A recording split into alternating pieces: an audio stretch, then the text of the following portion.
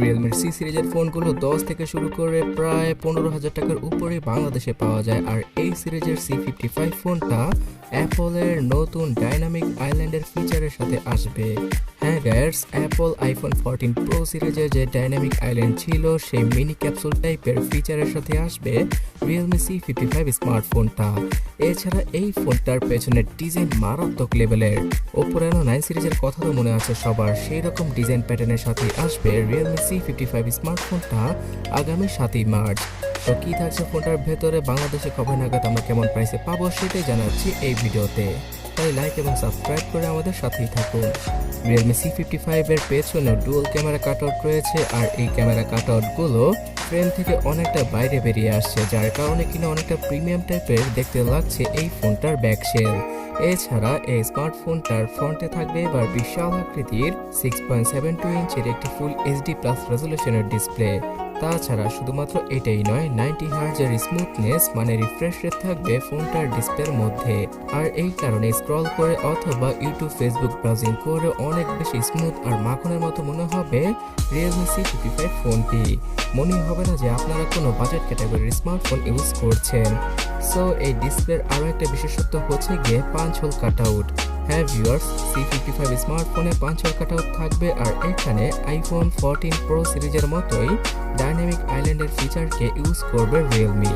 যদিও কিনা এই ফোনটার ফ্রন্ট ক্যামেরাটা শুধুমাত্র 8 মেগাপিক্সেলের। তাছাড়া রিয়ার সাইডে থাকবে 64 মেগাপিক্সেলের ডুয়াল ক্যামেরা সেটআপ। এখানে 2 মেগাপিক্সেলের একটা ফালতু ম্যাক্রো অথবা ডেপ ক্যামেরা সেন্সরকে ইউজ করবে রিয়েলমি দ্বিতীয় ক্যামেরা হিসেবে। আর এই ক্যামেরা দ্বারা সর্বোচ্চ ফুল এইচডি রেজলিউশনের ভিডিও শুট করা পসিবল।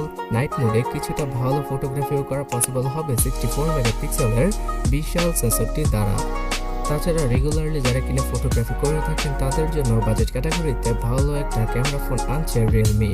যদি সেলফি ক্যামেরাটা 13 অথবা 16 মেগাপিক্সেলের হতো তাহলে ক্যামেরা সেকশনে 100তে 100 পাওয়ার মতো ছিল এই ফোনটা। তো যাই হোক, 6GB আর 8GB এই দুটো র্যাম ভ্যারিয়েন্টের সাথে আসবে C55 স্মার্টফোনটা। এখানে 8GB র্যামের সাথে 256GB পর্যন্ত মেমোরি মানে ইন্টারনাল স্টোরেজকে ইউজ করবে রিয়েলমি, যেটা হতে পারে UFS 2.2 এর। সো এক কথা বলতে গেলে সি সিরিজের কোন স্মার্টফোনে এর আগে রিয়েলমি 256GBর ইন্টারনাল মেমোরিকে ইউজ করেনি।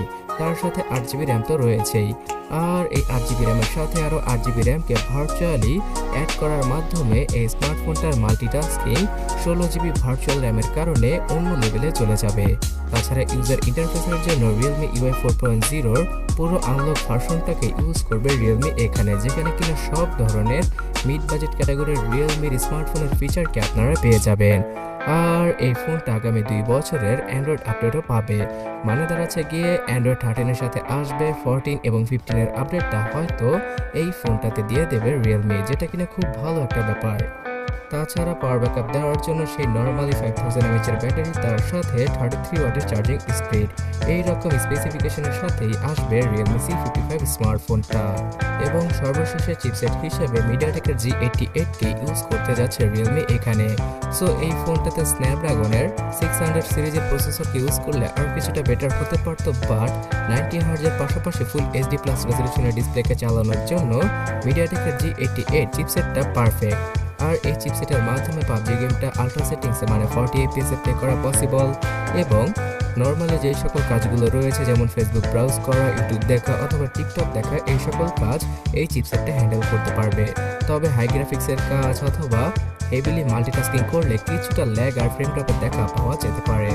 সো বন্ধুরা, আগামী 7ই মার্চ ইন্দোনেশিয়ান মার্কেটে সর্বপ্রথম এই ফোনটাকে লঞ্চ করার পরে ভারত সহ বাংলাদেশের মার্কেটে অফিসিয়ালভাবে আসবে C55 স্মার্টফোনটি।